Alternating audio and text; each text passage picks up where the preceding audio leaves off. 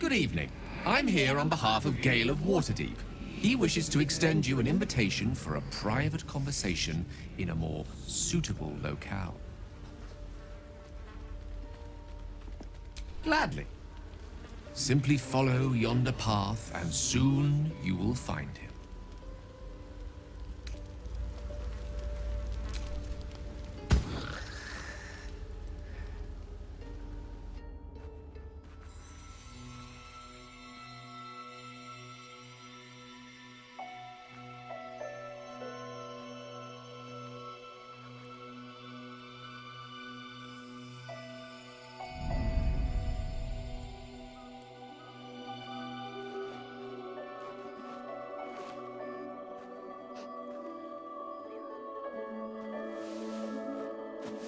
I love this time of night. There's an almost reverent silence that accompanies the peak of darkness, when you'd almost believe the dawn will never break. The cradle of eternity. The timelessness of lovers. That most beautiful of fantasies.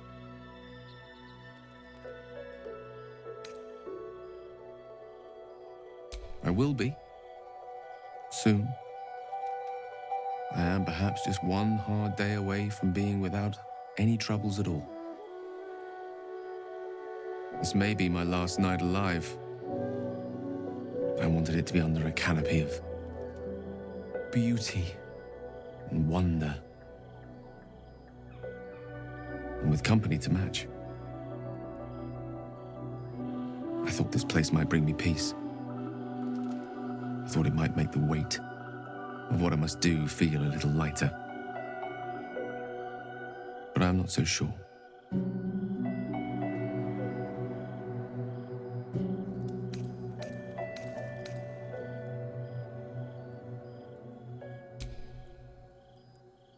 Thank you.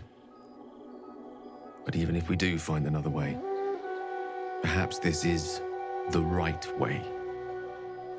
The end fate wishes for me. There is no point in running from the inevitable. Better to meet it on my own terms.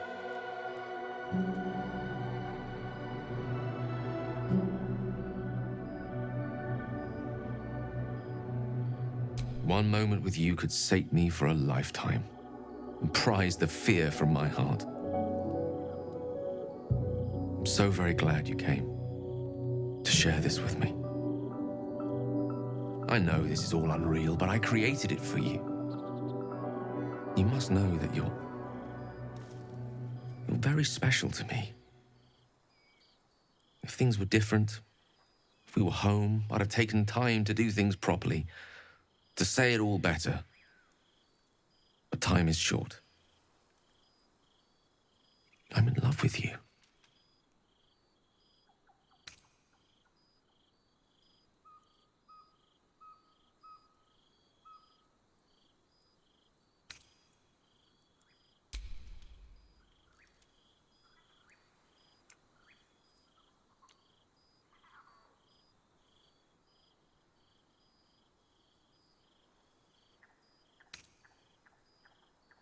Not if I have any say in the matter. I want it to be perfect. To bond with you in the way the gods do, intertwining our spirits in visions of the weave.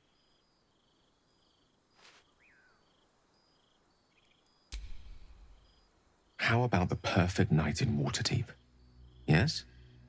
Let's imagine how it would be. The scene is this. You and I stand in the room that is the center of my universe. Sculptures, the paintings, the walls enlivened by the spines of 1,000 books. The grand piano plays the Lyrian suites all by itself, and as we look out beyond the arches that lead to the terrace, we see the weary sun take its daily dive into the sea.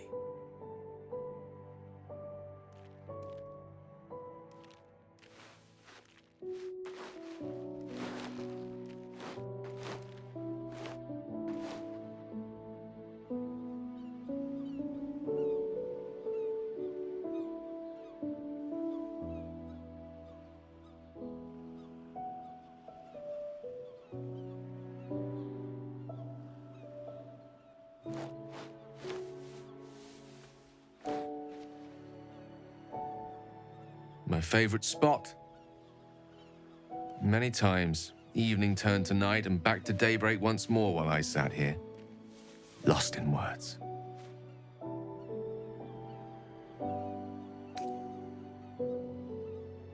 Oh, allow me to live dangerously while I still can. This one here is called The Art of the Night. It details the first 1,000 nights of a newlywed king and queen. They turned everything they did into an art. The art of conversation, the art of taste, time-honored and newly acquired. The art of the body, the exploration and acceptance of the self and the other. The art of the night itself. I say we take a page from their book.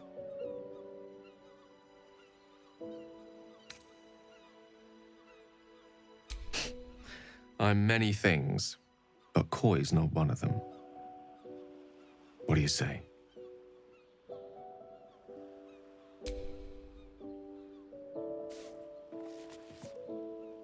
The stars will be our bed. Come here.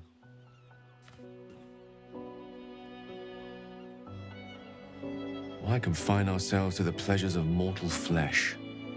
There's but one stitch in a vast tapestry. Let me show you more.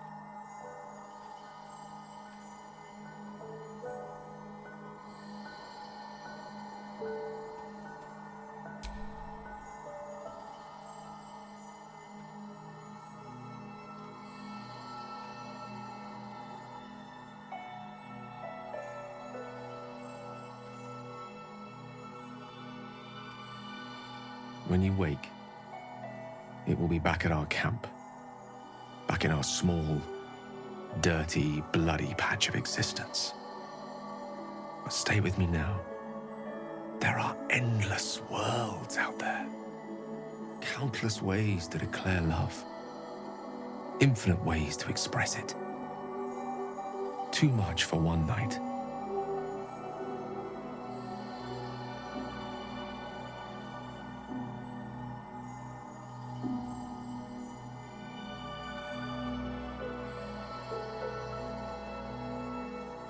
We shall try.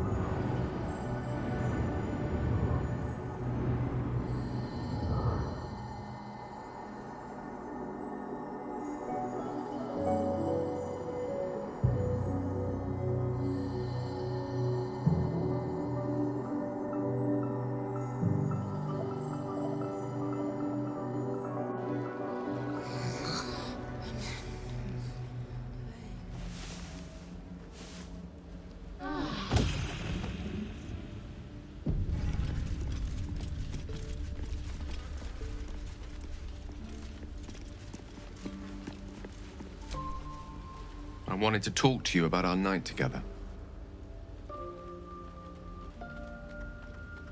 Have you ever walked to the very edge of a great precipice and shuddered at how easy it would be to step into the void? Ever since Elminster told me of Mistra's expectations of me, it felt like I've been walking along such a cliff face. The great drop to nothingness, never out of my sight. But you led me away from the edge. Without your words, your touch, I fear I would have sought purpose and solace in that void. It reminded me what living can feel like.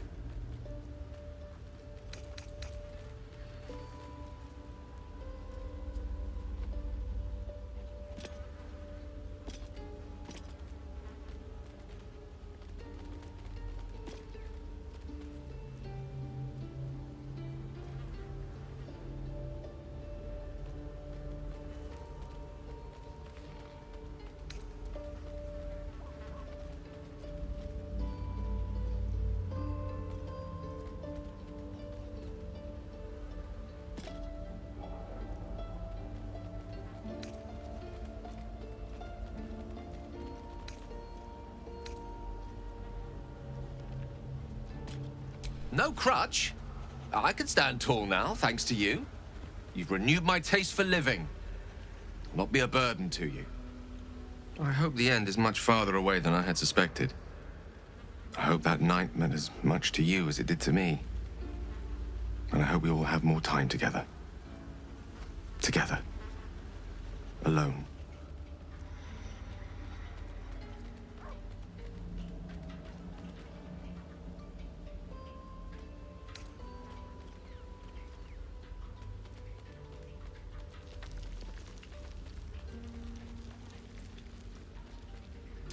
I see. Well, fine is fine. Nobody weeps because the weather is fine.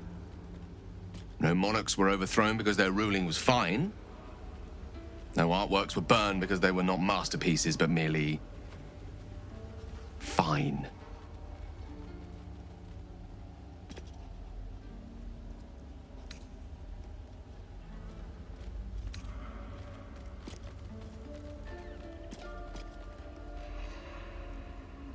Dignified thing for me to say is No, of course not. Forthrightness before all. But honestly, yes. Would have rather you lied. I'm just a man. An imperfect one with needs, wants, and flaws by the bushel.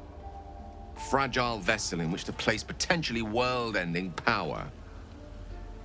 perhaps it would be better to not shake such a vessel. Forgive me. These were already trying times before Elminster delivered his missive. Now, for me at least, they are potentially end times.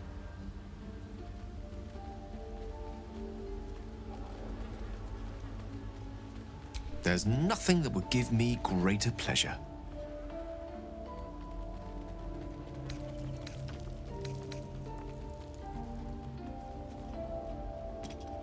I'm many things to many people, but I'm never a man to throw the L word around lightly.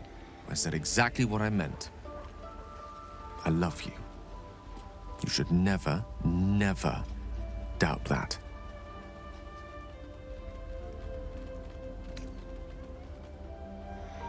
You must know, our relationship is the brightest spot in our otherwise bleak endeavor. To know you love me for the man I am and not the magic I command. None have loved me so purely before. You are everything to me, and yet our relationship is only a nascent fraction of what it will become. You give me hope, and I've not had that in some time.